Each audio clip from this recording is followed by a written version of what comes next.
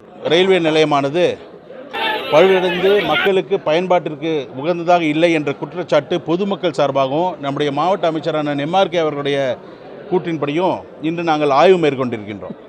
இந்த ஆய்வானது சரியாக சனிக்கிழமை காலை 9 மணிக்கு நாங்கள் தொடங்குவோம் என்று எங்கள் மாவட்ட தலைவர் அண்ணன் திலகர் தலைமையிலே நாங்கள் தொடர்பு கொண்டு திருச்சி ரயில்வே அதிகாரிகளுடன் தொடர்பு கொண்டு உங்கள் அதிகாரிகளை அனுப்புங்கள், நாங்கள் எங்களுடைய குறைகளை மக்கள் குறைகளை நாங்கள் வகைப்படுத்தி உங்களுக்கு தருகின்றோம், அதற்கு நீங்கள் உரிய நடவடிக்கை எடுங்கள் என்று சொல்வதற்காக இன்று அவர்களையும் அழைத்திருக்கின்றோம் அதிகாரிகள்.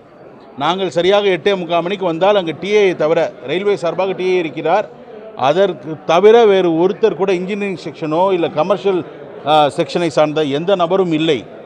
இங்கே நம்முடைய கடலூர் மேயர் அவர்கள் இருக்கிறார்கள், மாவட்ட தலைவர் திலகர் அண்ணன் இருக்கிறார்கள், நம்முடைய கம்யூனிஸ்ட் அண்ணன் மதிவானன் மாவட்ட செயலாளர் இருக்கிறார், மாதவன் இருக்கிறார், நம்முடைய விடுதலை சிறுத்தை சார்பாக திருமா இருக்கிறார், முஸ்லீம் லீக் மற்றும் ஏனைய மக்கள் நல அமைப்புகள் அத்தனை பேரும் இங்கே ஒருங்கிணைந்து இந்த ஆய்வை நடத்த வேண்டும் என்று சொல்லி அவர்கள் வந்தால் எங்களுடைய குறைகளை நாங்கள் வகைப்படுத்தி தருவோம் என்பதற்காக அவர்களையும் அழைத்தோம்.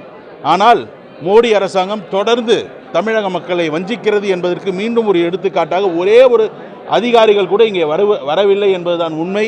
எனவே வர இருக்கின்ற இப்போது இன்னும் சற்று நேரத்தில் சோழன் எக்ஸ்பிரஸ் வருகிறது என்ற செய்திகள் வந்து கொண்டிருக்கிறது.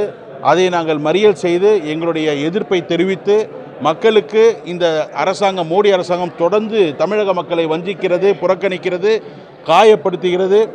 எனவே இதையெல்லாம் சுட்டிக்காட்டி எங்களுடைய போராட்டம் தொடரும்.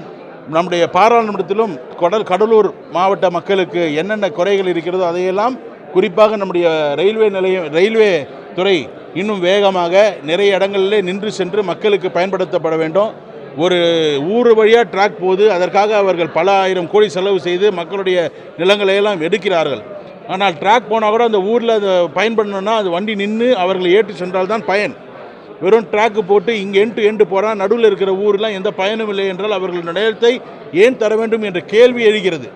அந்த நிலத்தை அபகரித்து அவர்களுடைய அவர்களுக்கும் பயன்பட வேண்டும். அப்பொழுதுதான் அந்த திட்டம் வெற்றி பெறும்.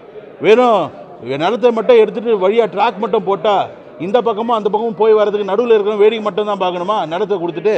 எனவே இதையெல்லாம் நாங்கள் அவர்களுக்கு சொல்ல வேண்டும் என்று நினைக்கிறோம். ஆனால் அவர்கள் அதிகாரிகள் வருவதில்லை. எனவே எங்களுடைய போராட்டம் தொடர்ந்து நீடிக்கும். மக்கள் பிரச்சனையை தொடர்ந்து நாங்கள் கையில் எடுப்போம். எதிர்க்கட்சிகளை அவர்கள் தொடர்ந்து அவமதிக்கிறார்கள்.